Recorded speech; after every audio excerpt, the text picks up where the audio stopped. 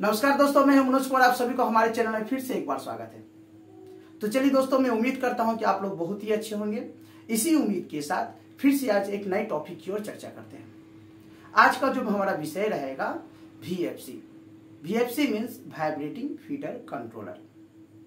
Suppose हमारे industrial में आपने देखा होगा कि जहां पर हमारा मटेरियल स्टॉक होता है, कहाँ स्टॉक होता है? हॉपर में स्टॉक रहता है।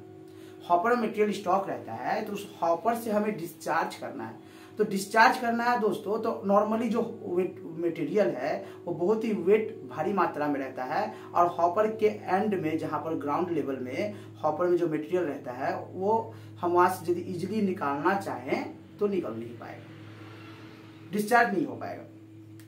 ठीक है, तो उस कंडीशन में मटेरियल को वहां से निकालने के लिए, हॉपर से निकालने के लिए एक अनबैलेंस मोटर के द्वारा हो या मैग्नेटिक कॉइल के द्वारा हो वाइब्रेटिंग फीडर लगाते हैं। वाइब्रेटिंग फीडर का काम यह है कि इस मटेरियल को वाइब्रेशन करके, मटेरियल को जैसे ही वाइब्रेट होगी मटेरियल वाइब्रेशन से नीचे की ओर गिर जाएगा।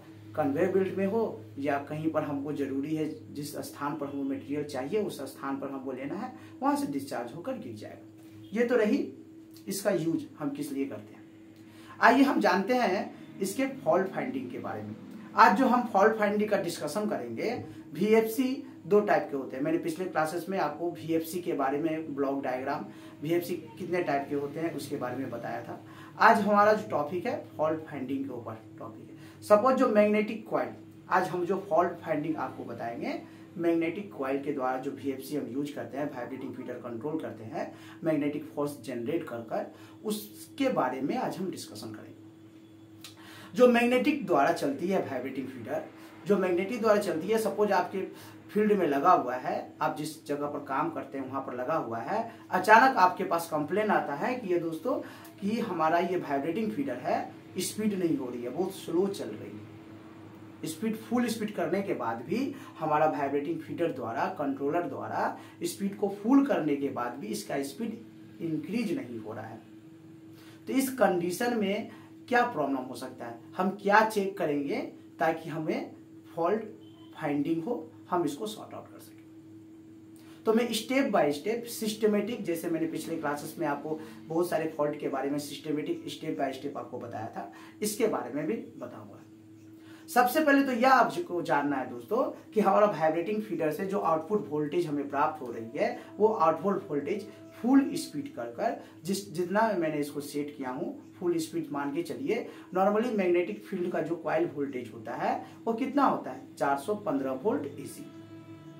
ये 415 वोल्ट AC जैसे ही कॉइल को मिलती है, ये इलेक्ट्रोमैग्नेटिक फोर्स जनरेट करती है। कहने का मतलब है मैग्नेटिक फील्ड जनरेट करती है, जिसके द्वारा ये वाइब्रेशन स्टार्ट होता है। अब कहेंगे कि वाइब्रेशन कैसे होता है? जो ये कॉइल है फिक्स लगी हुई रहती है वाइब्रेटिंग फीडर में, और वाइब्रेटिंग फीडर के कॉइल जहां लगी हुई है ठीक 2.5 से 3 mm, इससे ज्यादा गैप नहीं दे पाएंगे।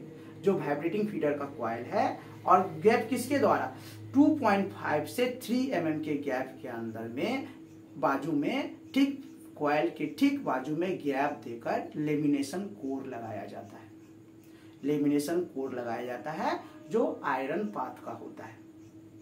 अब कहेंगे ये सिंपल सी फंडा है, सिंपल सा लॉजिक है। जब कोई भी मैग्नेटिक फील्ड बनेगी, जिस स्थान पर मैग्नेटिक फील्ड बनेगी दोस्तों, तो वो क्या करेगी? 2.5 या 3 mm का जो गैप है, उतना कम गैप में जो हमारा आयरन का पाथ फिक्स लगा हुआ है, कॉइल फिक्स लगा हुआ है, तो 2.5 एक माइनर गैप होता है। 2.5 या 3 mm का गैप जो होता है, क्या होता है?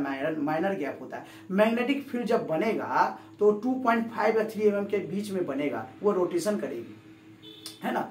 जब रोटेशन करेगी तो इतने कम गैप में उस लेमिनेशन कोर जो फिक्स मैंने लगा कर रखा हूं उसको टानने का कोशिश करेगी ना। जैसे ही मैग्नेट बनेगा तो 2.5 के अंदर में या 3 mm के अंदर में एक मैग्नेटिक जो आयरन का पाथ मैंने लगा के रखा हूं, फिक्स पाथ, तो उसको टानने का कोशिश करेगा ना। और जब जैसे ही उसको टानने का कोशिश करेगा, अपनी ओर खींचने का कोशिश करेगा, तो वाइब्रेशन स्टार्ट हो जाएगा। कैसे वाइब्रेशन स्टार्ट होगा? क्योंकि वो फिक्स लगा हुआ है। मैग्नेट उसको अपनी ओर टानने की, अपनी ओर खींचने की कोशिश कर रही है, तो वो लेकिन फिक्स है, स्टेबल है, इसीलिए वो क्या कर रही है, वाइब्रेशन होना स्टार्ट कर देगी। यह है फंडा, यह है लॉजिक। ओके, अब हम आते हैं कि इसमें हमारा स्पीड इंक्रीज डिक्रीज कैसे होता है। हम यहाँ पर क्या क्या करते हैं भाई, by VFC vibrating feeder controller लगाकर इसकी स्पीड को हम कैसे इंक्रीज करते हैं, है ना। तो कैसे करते हैं, वोल्टेज को कंट्रोल करके। इसका कॉइल वोल्टेज कितना है, 415 वोल्ट AC। यदि इसमें 415 वोल्ट AC हम डायरेक्ट सप्लाई चार्ज करते हैं, ये फुल्ली स्पीड में वाइब्रेशन करना स्टार्ट कर देंगे। तो हम लोग यहाँ पर क्या करते हैं कि बाय VFC कंट्रोलर में क्या देकर, कौन सा पार्ट्स देकर हम इसकी स्पीड को कंट्रोल करते हैं। उस पार्ट्स से हम क्या कंट्रोल करते हैं, उस पार्ट्स का नाम दोस्तों मैंने पिछले क्लासेस में आपको बताया था, उस पार्ट्स का नाम है SCR, silicon control rectifier transistor, जो थाइजिस्टर फैमिली से बिलोंग करती है। बोलचाल के भाषा में हम लोग अरे थाइजिस्टर खराब हो गया है लेके आओ, नहीं, ये थाइजिस्टर फैमिली से बिलोंग करती है, बट इसका नाम है SCR, जिसका फुल फॉर्म है silicon control rectifier transistor.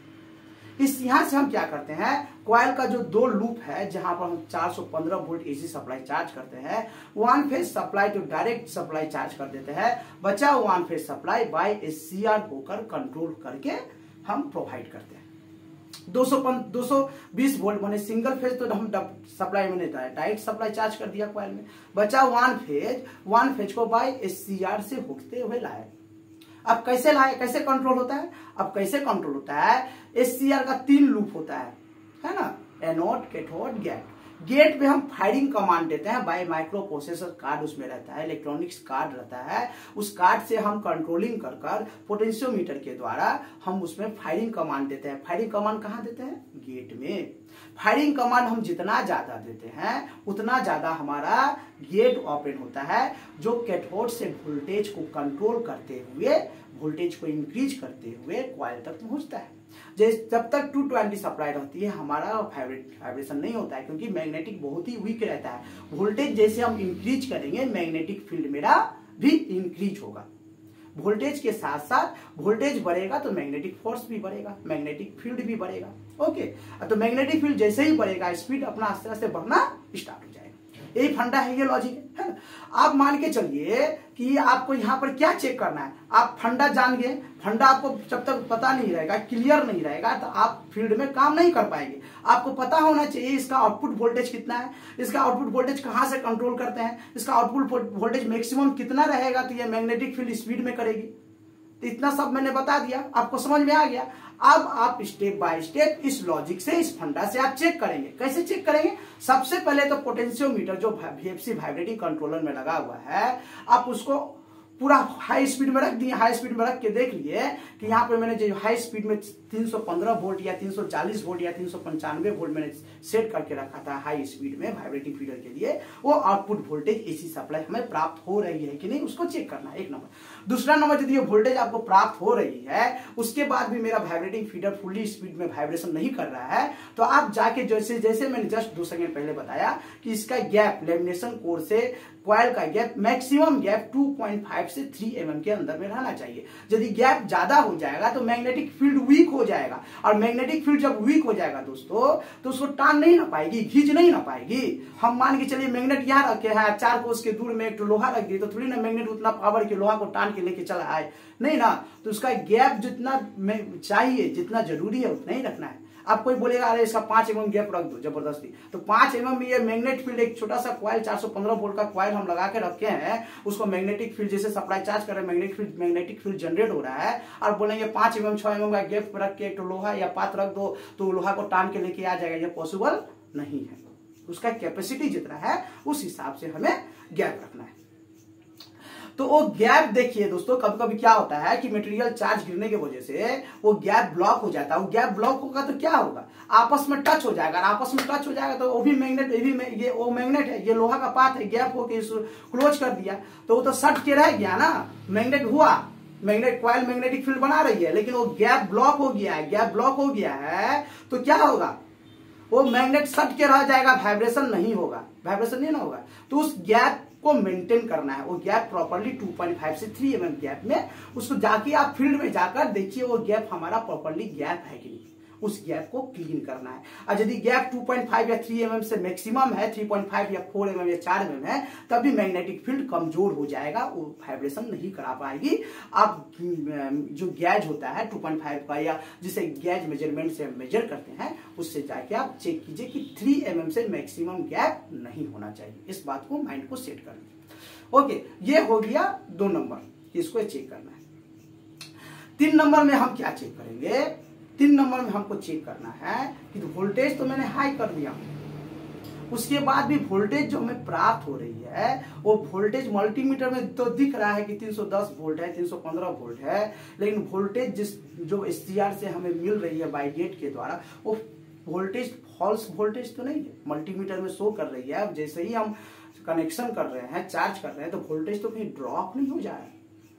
Running condition में हम वोल्टेज चेक करेंगे कि हम मान के चलिए कि जो VFC का कॉइल है उसका कनेक्शन लगा के रखे हैं, चालू किए, देखिए वोल्टेज स्टार्टिंग में हमें मिला 340 वोल्ट या 350 वोल्ट या 400 वोल्ट मिला, लेकिन वो आस्ते से ड्रॉप तो नहीं हो जा रही, या ड्रॉप हो भी जा रही है तो उसका वीकनेस तो नहीं है। ये कहां से होता है? SCR पार्ट्स का वीक हो जाने से। ओके, SCR पार्ट्स का जो वीकनेस है वो वीक हो जाने की वजह से गेट को प्रॉपरली गेट तो अपना कमांड देती है, खोल नहीं पाती है, या खुलती भी है तो गेट ब्लॉकेज हो जाता है। उसकी वजह से हमारा सप्लाई फ्रिक्वेंटली जो सप्लाई जाना चाहिए, ओके, वो सप्लाई पहुंच नहीं पाता है। उस कंडीशन में क्या करेंगे? कुछ नहीं करना है, SCR को खोल के फेंक दीजिए, नया SCR लगा दीजिए। ओके, और 4 नंबर सबसे जो इंपॉर्टेंट है, कभी कभी मटेरियल भीगा हो जाता है, गीला हो जाता है, उसके वजह से क्या होता है कि मटेरियल का बैक साइड में कॉइल लगा है, उस साइड में मटेरियल जाम होकर सीमेंट होकर बैठा हुआ है, तो उसको भी नीट एंड क्लीन करवा के देखिए वाइब्रेशन में ठीक ठाक हो रहा है कि नहीं। 5 नंबर में क्या चेक करना है कि वाइब्रेटिंग फीडर कंट्रोलर का जो बैक नीचे साइड में, बैक साइड में कॉइल, उसके बाद लेमिनेशन कोड, उसके जितने भी पाथ है स्टेप बाय स्टेप गैप दे देकर पत्ती लगाया जाता है। पत्ती इसलिए लगाया जाता है कि जैसे मैग्नेटिक फील्ड जनरेट हुआ, लोहा को वाइब्रेशन मिला, पाथ अपनी ओर खींचने लगा, तो पत्ती रहेगा स्टेप बाय स्टेप, तो वाइब्रेशन फ्रिक्वेंटली होगा, अच्छा होगा। ओके, सब में मैग्नेटिक फील्ड आस्ते आस्ते मिलेगा, वाइब्रेशन होगा, मटेरियल हमारा इजीली गिरेगा। तो पत्ती कहीं टूट टाट तो नहीं गया है जिसकी वजह से स्प्रेड नहीं कर पा रहा है। पत्ती यदि टूट जाएगा तो स्प्रेड नहीं कर पाएगा, वो भी पत्ती को भी चेक करना है। ये 3-4 प्रोसेस जो मैंने बताया, इतना यहां से लेकर वहां तक आप चेक करेंगे तो इसी में आपको प्रॉब्लम मिल जाएगा। ओके, आपको कहीं नहीं जाना है, इसी में आपको प्रॉब्लम मिल जाएगा। इस प्रॉब्लम को अच्छा से देखने से आपका प्रॉब्लम सॉर्ट आउट हो जाएगा। तो उम्मीद करता हूं दोस्तों, यह वीडियो आप लोगों को काफी अच्छा लगा होगा, और इसी उम्मीद के साथ आज की क्लासेस को मैं समाप्त करता हूं, और आप लोगों से रिक्वेस्ट करता हूं कि हमारे वीडियो को जरूर से जरूर like and share and watch करें, और अपने नए दोस्तों तक शेयर करें, ताकि हमें बताए गए वीडियो उन तक भी लाभ पहुंचे। इसी उम्मीद के साथ आज के क्लासेस को मैं समाप्त करता हूं। नमस्कार दोस्तों।